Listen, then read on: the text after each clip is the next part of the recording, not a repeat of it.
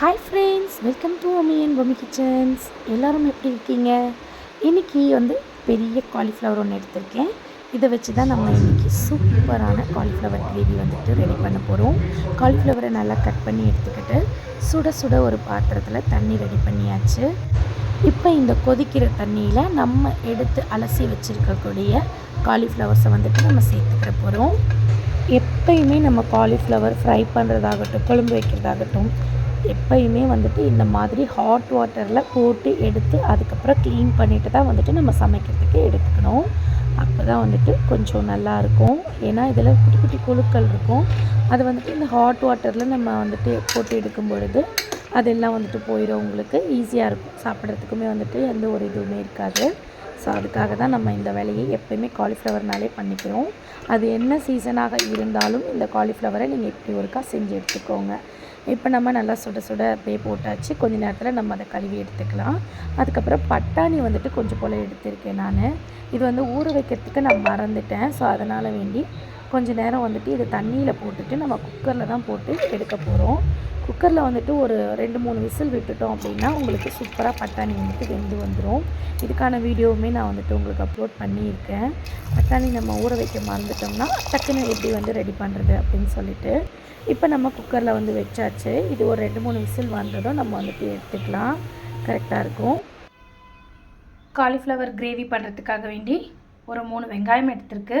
அதுக்கப்புறம் 3 தக்காளி, பூண்டு தோல்களை எல்லாம் நீக்கிட்டு இப்படி எடுத்து வச்சுருக்கோம். அப்புறம் 1 கப் அளவுக்கு வேர்க்கடலை எடுத்திருக்கேன். ஒரு பச்சை மிளகாய், ஒரே ஒரு துண்டு பட்டை எடுத்திருக்கேன். சரிங்களா? இப்போ இது எல்லாத்தையும் நம்ம போட்டு வதக்க போகிறோம். ஒரு பேனில் கொஞ்சம் போல் எண்ணெய் ஊற்றிக்கலாம். எண்ணெய் காஞ்சதும் கொஞ்சம் பெருஞ்சீரகம் சேர்த்துக்கிறேன். சீரகம் கொஞ்சம், மிளகு கொஞ்சம், நம்ம எடுத்து வச்சுருந்த பட்டை, பூண்டு, பச்சை மிளகாய், ஆல்ரெடி வறுத்து தான் இருக்குது வேர்க்கடலையும் இதிலே சேர்த்துடலாம். இது எல்லாத்தையும் ஒரு வதக்கிட்டு வெங்காயம் தக்காளி ஆட் பண்ணிக்கலாம்.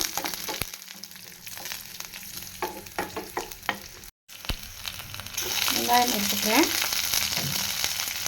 நீங்கள் சின்ன வெங்காயம் கிடச்சிச்சினாலும் சின்ன வெங்காயம் சேர்த்துக்கோங்க. எனக்கு பெரிய வெங்காயம் தான் இருந்தது. ஸோ அதனால் நான் பெரிய வெங்காயமே 3 எடுத்துக்கிறேன்.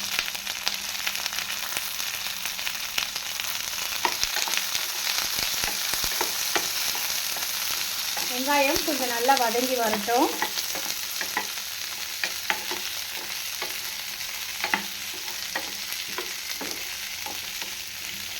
அதுக்கப்புறமா தக்காளி சேர்த்துக்கலாம். இந்த கிரேவி சாதத்துக்குமே நல்லாயிருக்கும். சப்பாத்தி, பூரி, இட்லி, தோசைன்னு எல்லாத்துக்குமே ஆப்டான ஒரு கிரேவி இது.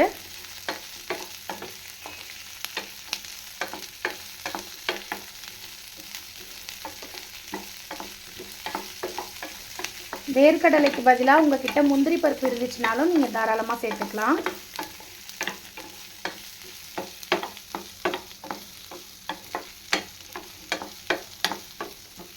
இப்போ வெங்காயம் கொஞ்சம் நல்லா வதங்கிருச்சு. இந்த ஸ்டேஜில் நம்ம தக்காளி ஆட் பண்ணிக்கலாம்.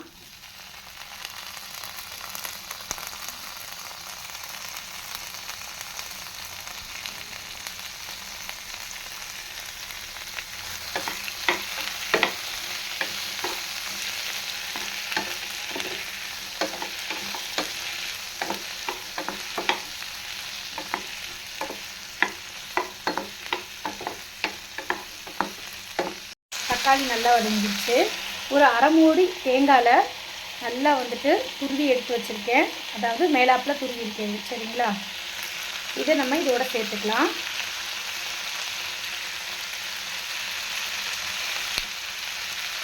இதையும் சேர்த்து நல்லா வதக்கி விட்டுக்கோங்க.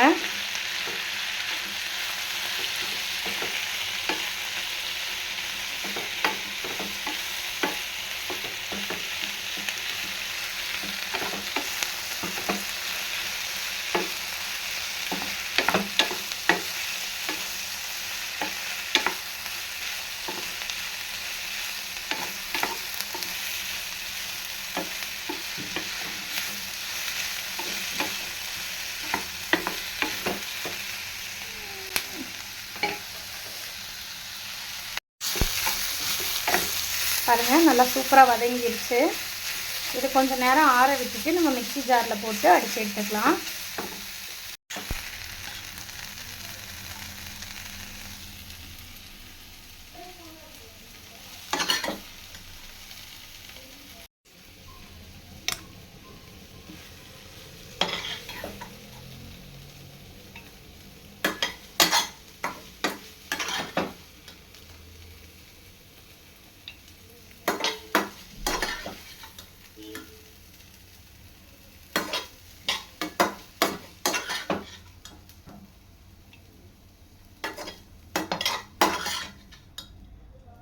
இது கொஞ்சம் நேரம் அப்படியே வந்துட்டு ஆற விட்டுருவோம். இப்போ ஒரு பேனில் வந்துட்டு கொஞ்சம் போல் எண்ணெய் விட்டு அது நல்லா காஞ்சி வந்ததும் பெருஞ்சீரகம் கொஞ்சம், சீரகம் கொஞ்சம் சேர்த்துக்கிற போகிறேன். இதில் வந்து நம்ம காலிஃப்ளவரையும் வந்துட்டு சேர்த்துக்கலாம். நம்ம சுடு தண்ணியில் போட்டு எடுத்து 2 வாட்டி வாஷ் பண்ணிவிட்டு அதுக்கப்புறம் இதை நம்ம இதில் சேர்க்க போகிறோம். இது பாருங்கள் எவ்வளோ ஃப்ரெஷ்ஷாக இருக்குது அப்படின்னு சொல்லிட்டு. சுடு தண்ணியில் போட்ட உடனே நல்லா காலிஃப்ளவரு நல்லா வெண்மையாக ஆகிடுச்சு. இது கூடவே நம்ம வந்து வேக வச்சு எடுத்து வச்சுருந்தோம் இல்லையா பட்டாணி, அதையுமே வந்துட்டு சேர்த்துக்கிறோம். நான் 1 கப் அளவுக்கு வந்துட்டு பட்டாணி எடுத்துருக்கேன். பட்டாணி சேர்த்துக்கும் போது இன்னுமே சூப்பராக இருக்கும். இது கூடவே கொஞ்சம் போல் சால்ட் உப்பு சேர்த்துருக்கேன். அப்புறம் மஞ்சள் தூள் கொஞ்சம் போல் தனி மிளகாய்த்தூள், மல்லித்தூள் கொஞ்சம். இதை நல்லா வந்துட்டு அப்படியே கலரி விட்டுக்கலாம். இது நம்ம ஊற்றிருக்க அந்த எண்ணெயிலேயே வந்துட்டு கொஞ்சம் நேரம் நம்ம வதங்க விடணும். அப்போ தான் அந்த டேஸ்ட் பார்த்திங்கன்னா உங்களுக்கு சூப்பராக இருக்கும். எடுத்த உடனே நம்ம வந்துட்டு அரைச்சி வச்சுருக்கக்கூடிய இந்த பாலை வந்துட்டு இதில் சேர்த்துடக்கூடாது. தேங்காய் இதெல்லாமே சேர்த்து நம்ம ஒரு விழுது அரைச்சிருக்கோம்ல, அதை உடனே சேர்க்கக்கூடாது. இந்த மாதிரி கொஞ்சம் நேரம் அந்த எண்ணெயில் இதை நல்லா வதங்க விடணும். அந்த மசாலாவினுடைய பச்சை வாடை எல்லாமே வந்துட்டு போயிட்டு சூப்பரான ஒரு வாசனை வந்து வர ஆரம்பிக்கும். இது பாருங்கள் எவ்வளோ நல்லா சூப்பராக அந்த மசாலா எல்லாம் பிடிச்சி அழகாக வந்துருச்சு.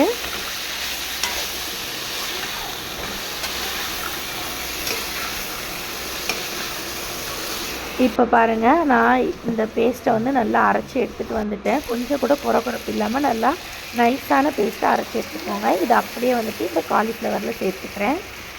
இது கூடவே கொஞ்சம் தண்ணி சேர்த்து இன்னும் நம்ம கொஞ்சம் ஊற்றிக்கலாம். உங்களுக்கு எவ்வளோ திக்காக தேவையோ கிரேவி அந்த அளவுக்கு நீங்கள் வந்துட்டு தண்ணி வந்து சேர்த்துக்கோங்க. நான் வந்து இப்போ இது சாதத்துக்காக ரெடி பண்ணுறதால வேண்டி கொஞ்சம் இதுவாகவே வந்துட்டு ரெடி பண்ணிக்கிறேன். நீங்கள் வந்துட்டு கொஞ்சம் திக்காக வேணும் அப்படின்னா கிரேவி பதத்துக்கு உங்களுக்கு ரொம்ப திக்காக வேணும்னா தண்ணி வந்து கொஞ்சம் கம்மி பண்ணிக்கோங்க. சரியா? இப்போ பாருங்கள் நல்லா சூப்பராக கொதி வந்துருச்சு. காலிஃப்ளவர் வந்து நல்லா சூப்பராகவே வெந்துருச்சு. இதுக்கு மேலே மல்லி இலைகளை அப்படியே மேலாப்பில் தூவிட்டு நம்ம வந்துட்டு சேவ் பண்ண வேண்டியது தான். ரொம்ப சூப்பரான வாசத்தோட நம்மளுடைய காலிஃப்ளவர் கிரேவி வந்து ரெடி ஆயிடுச்சு. இன்றைக்கி மத்தியானம் சாப்பாட்டுக்கு இது தாங்க நான் ரெடி பண்ணியிருக்கேன். நீங்களும் மறக்காமல் உங்கள் வீட்டில் ட்ரை பண்ணி பாருங்கள். காலிஃப்ளவர் பிடிக்காதவங்க கூட இந்த கிரேவி நீங்கள் செஞ்சு கொடுத்தீங்கன்னா இன்னும் ஒரு தொட்டு சாப்பாடு போடுங்க அப்படின்னு சொல்லிட்டு கேட்டு சாப்பிடுவாங்க. அந்த அளவுக்கு ரொம்ப ருசியாகவே இருக்குங்க.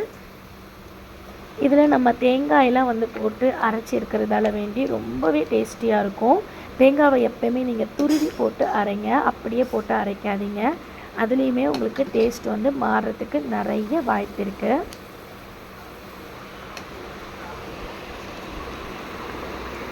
நம்ம காலிஃப்ளவர் கிரேவி ரெடி ஆயிடுச்சு. இப்போ மத்தியானம் சாப்பாடு டைமு வந்துடுச்சுங்க. இப்போ நம்ம சாப்பாடு போட்டு பரிமாற போகிறோம். சாதம் வந்து ஆல்ரெடி நான் ரெடி பண்ணிட்டேன். இது கூட வந்துட்டு தொட்டுக்கிறதுக்கு கத்திரிக்காய் போட்டு ஒரு பொரியலுமே பண்ணியிருந்தேன். அதுக்கப்புறம் அப்பளத்தையும் வச்சு சூப்பராக வந்துட்டு இன்றைக்கி மத்தியானம் லன்ச் வந்துட்டு ரெடி பண்ணிட்டோம். உங்கள் வீட்டில் இன்றைக்கி மதியம் என்ன லன்ச் ரெடி பண்ணிங்க அப்படின்னு சொல்லிட்டு மறக்காமல் கமெண்ட்டில் சொல்லுங்கள். நம்ம போடக்கூடிய வீடியோஸ்க்கும் ஷார்ட்ஸுக்கும் தொடர்ந்து சப்போர்ட் பண்ணி கொடுத்துட்டு இருக்கக்கூடிய அத்தனை அன்புள்ளங்களுக்கும் மிக்க நன்றி சொல்லிக்கிறேன். இதே போல் தொடர்ந்து உங்களுடைய ஆதரவை நான் எதிர்பார்க்கிறேன். உங்களுக்கு பிடிச்சிருந்துச்சுன்னா இந்த வீடியோவை மறக்காமல் உங்களுடைய ஃப்ரெண்ட்ஸ் அண்ட் ஃபேமிலிக்கும் ஷேர் பண்ணுங்கள். இதுவரை யாராவது சப்ஸ்கிரைப் பண்ணாமல் நம்மளுடைய சேனலை வாட்ச் பண்ணுறீங்க அப்படின்னா தயவுசெய்து சப்ஸ்கிரைப் பண்ணிவிட்டு கண்டினியூஸாக வந்துட்டு வாட்ச் பண்ணுங்கள். பக்கத்தில் உள்ள பெல் ஐக்கானையும் மறக்காமல் கிளிக் பண்ணிக்கோங்க. நான் அடிக்கடி போடக்கூடிய வீடியோஸ் உங்களுக்கு நோட்டிஃபிகேஷனில் காட்டும். நீங்களும் மறக்காமல் பார்க்கலாம். இதே போல் ஒரு சூப்பரான வீடியோவில் அடுத்து நான் உங்களை சந்திக்கிறேன். டாடா, பாய்.